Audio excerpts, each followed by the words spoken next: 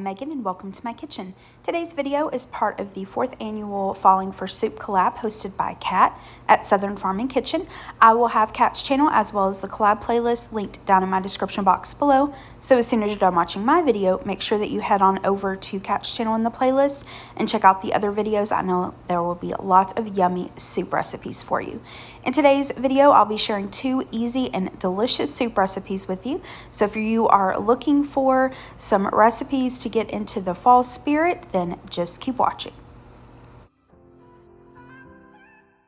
First up, I had some shredded zucchini in my freezer. A couple weeks ago, I'd shredded up a bunch of zucchini to make some zucchini bread. And I had that left over. I put it in my freezer and thought I would use it at some point. And when I came across this recipe, I was like, yes, perfect way to use that up. I also had just a few little odds and ends of potatoes. So here are the ingredients that we're going to use, and I will have the recipe linked in the description box below for you. I've got my zucchini, and the recipe said to cut the zucchini into small pieces, but I already had it shredded, so that's just what I'm going to use, and it'll be fine. I have an onion that I'm going to chop up, some bacon, potatoes. Now, like I said, I am using some odds and ends, just using things up. I've got some little baby yellow potatoes and then a russet potato, some salt and pepper. Now, for the corn, the recipe suggests using fresh corn, and that would be delicious in this. I didn't have any on hand though, but I have tons of canned corn that I need to use up, so I'm going to use canned corn.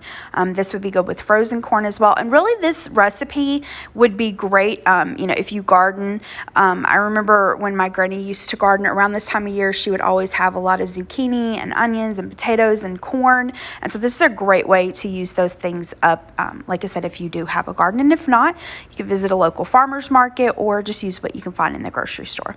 We've got some chicken broth, half and half, and then the recipe called for jalapeno. I didn't have any, and so I skipped it. And then I've got some thyme, and then last but not least, we've got some minced garlic. All right, let me show you how to put this together. I've chopped up the bacon and added it to this pot, and I am going to cook it on about medium-low heat until the bacon is crispy. Next, I'm going to add in my chopped onions, and if you are using a jalapeno, I would suggest adding it in at this point so that it gets soft with the onions. I'm going to give that a stir and cook that for a couple minutes until the onions start to soften. Then I'm going to add in the minced garlic as well as the thyme. Give that another stir and cook that for about 30 seconds or so.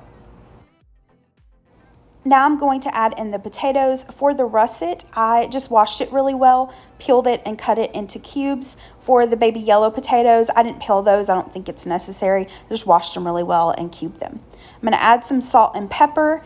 Then the chicken broth, you could use just water and chicken bouillon if you'd prefer. I'm going to turn the heat up to about medium-high, bring this to a boil, reduce it to a simmer, and cook this for about 10 minutes until the potatoes are pretty much cooked all the way through. Once they're there, I'm going to add in the corn, the zucchini, the half and half, and you could use a heavy cream if you prefer that. I'm going to add those ingredients and then add a little bit more salt and pepper, and then I'm going to simmer this for another maybe 8 to 10 minutes until all of the vegetables are tender. At this point, the recipe says to take about half of the soup and transfer it to a blender and blending that up. That makes me nervous with hot liquids, so I just prefer to use an immersion blender, but you could do either or, whatever your preference is. I'm going to blend that until the soup is my desired consistency, and then that's it. It's ready to go. Now, you can add a little bit of cayenne pepper to this if you would like. Here's the finished soup. And then to go along with the soup, I had this box of Red Lobster Cheddar Bay biscuit mix in my pantry. I got this at Sam's Club a couple months ago, and I'm trying to work through it. I just baked up the biscuits according to the package instructions. And then here are the plates to garnish the chowder. I added some chopped green onions and some extra cooked bacon on top. This was delicious. I really enjoyed this soup, and the Cheddar Bay biscuits along with the soup was delicious. It was really good. So I'll make this recipe again, and I recommend that you all give it a try. And again, it'll be linked down in the description box below.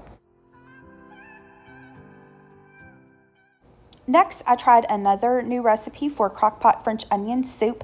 I've made French onion soup before several times, but I usually use the Pioneer Woman's recipe. This time I wanted to try a Crockpot version. So I'll have this recipe linked in the description box below for you.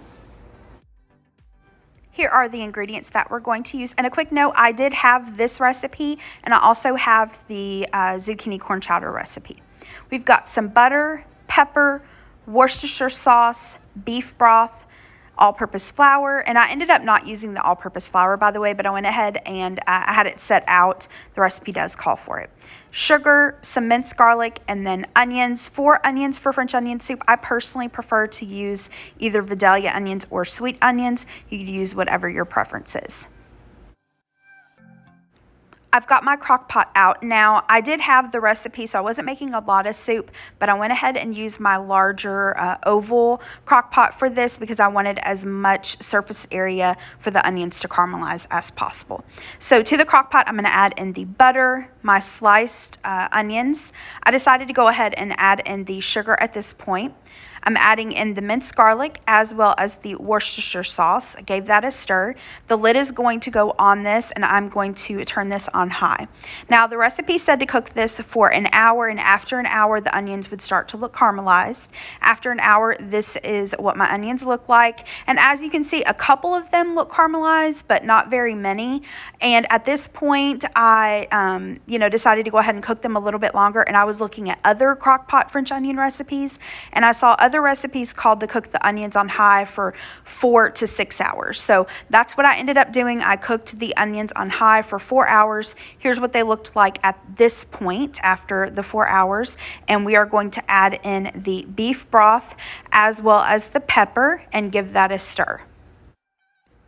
I'm going to place the lid back on this. Now, the recipe that I was referring to said to cook this on high for 4 hours at this point, but because I had cooked the onions for longer than what this recipe suggested, I only cooked this for about an hour and a half on high.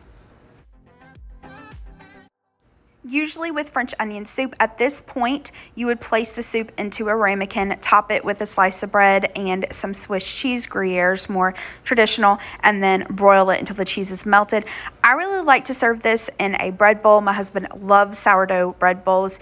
You can buy these sometimes at your bakery in your grocery store, but I mentioned this before and a lot of people did not know this, so I wanted to make sure to mention it again. You can actually buy bread bowls at Panera. A lot of people know that they serve soup in bread bowls there, but you can just buy the bread bowls themselves. They sell them, you can get them individually, you can also buy them in a pair, and they already like cut out the center for you, so it's not a bad deal and they are delicious. So I'm going to take the bread bowl and place it into a preheated oven. I had it set about 425 degrees. I just popped it in there for about 3 or 4 minutes to allow the bread to get a little bit toasted, and then I'm going to top it with this shredded Swiss Gruyere mixture and place that under the broiler until the cheese is melted. Here's the soup plated up. Now, normally I don't serve this with anything. This is super filling and hearty, especially it being served in this bread bowl. And it is delicious in the bread bowl, I do have to admit. When the soup seeps into that sourdough bread and the bread is a little crispy but soggy from the soup, oh, so yummy. All right, that is it for today's video. Thank you so much for watching. Make sure that you check out Kat's channel and the collab playlist down in the description box below. I hope that you liked this video. If you did, hit the thumbs up below and subscribe to my channel if you're not already, and have a great rest of the day. Thanks so much for watching. Bye-bye.